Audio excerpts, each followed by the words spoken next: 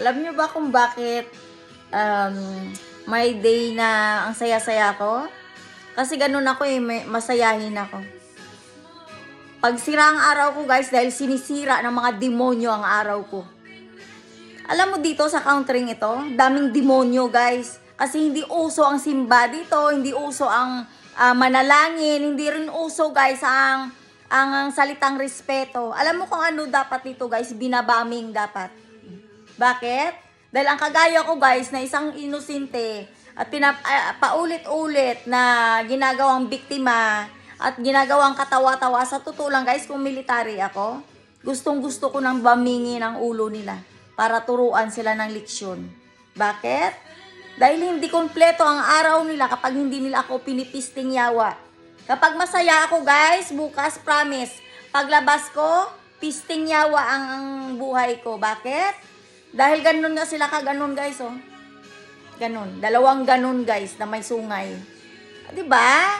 Ako yung tipong taong masayahin. Nag-i-enjoy sa buhay ko sa pagbablog. Para matanggal ang homesick ko at sabi ko na makita ang anak ko. Diba? Nagtitiis ako sa countering ito guys dahil sa anak ko. Pero kung wala sa anak ko guys, matagal na akong lumaya sa pisting yawang country na to, na pinapamuka sa akin, ang mga permanent, ang mga pinapamuka sa akin, mga wealth na wala akong nakuha kahit 5 duling. Diba guys? Saklap no?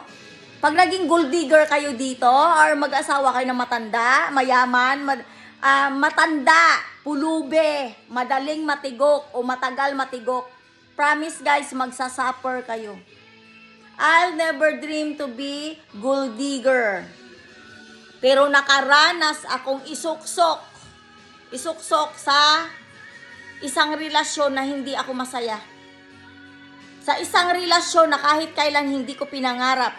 Kasi ako guys, mas gusto kong tumira at mag-asawa ng Pilipino sa Pilipinas kaysa ipagsiksikan ko ang buhay ko sa countering ito na I'm not belong. Pero alam mo kung anong nakakainit ng ulo?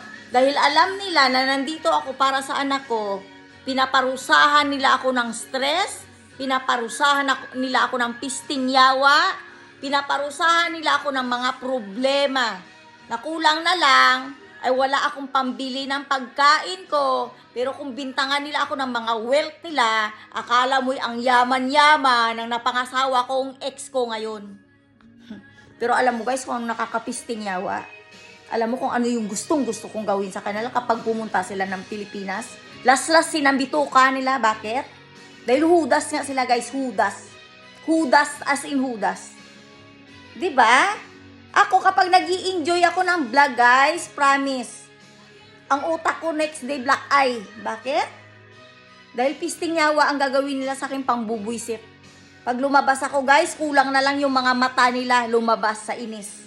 'Di ba? Gusto nila akong ikulong dito sa bahay para maging lumpo, maging bulag, para gutom. Ayun. Tapos alam mo yung pakiusap ko kasi Monday at saka Thursday ang schedule ko, sorry. Lunes at saka Huwebes. Ang pakiusap ko lang kung pwede na sa Huwebes na ako magtrabaho. Dahil nagtrabaho na ako ng Linggo. Nagkamali ako guys dahil ini-stress nga ako ng mga punyetang puta ng mga Pilipina dito sa pisting yawa ang ugali. Nakalimutan kong tignan ang kalendar. So ngayon naglinis ako ng Linggo. Dapat Lunes. Tapos dapat ay Huwebes na ulit. Pero alam mo, galing ako doon kahapon, pinalinis sa akin kanina. Ay, nag-duty naman ako. Pumunta ako doon naglinis. Buti na, alam mo, kanina pa ako nagtitext. Late na siya nag-reply, 5:30 na. Diba, naghari ako papunta doon. Dapat alas 5 nandoon na ako. Pero alam mo kung anong hinihintay ko, guys? Na mag-reply siya kasi kanina pa ako nagtitext sa kanila. Tumawag ako, hindi rin sinasagot. Alam mo yung mga tao dito, too much. Alam mo kung paano ako lait-laitin at paano na pinagpipray kung paano ako magutuman sa country nito. Gusto ko maranasan nila sa Pilipinas, guys, kung paano buisit-buisitin ng mga Pilipino ang kagaya nilang plastic na sigbin pa ang ugali. Di ba? Yung kagaya ko guys, alam mo kung saan ako naaasa lang? Diyan sa trabaho na yan. Pero hindi ko akalain na pinipilit akong stressin dahil sa 3.5 hours na trabaho. Alam mo, it's nothing lang naman yan eh. At saka linis lang yan guys. Linis lang. Taga kuskus ng kubetang may igit. Pero alam mo kung anong tingin nila sa akin dito? Isang igit. Isang igit guys na hindi dapat.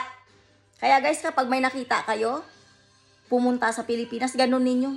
Kasi alam mo kung anong pinagpipray niyan, magutom ako sa country nila. Mawalan ako ng trabaho. Para sabi nila, oh, illegal ka na dito, wala kang trabaho.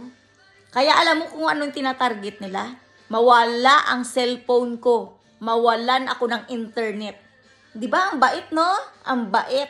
Kaya guys, huwag kayong mag-alaga ng ahas sa Pilipinas. Bakit?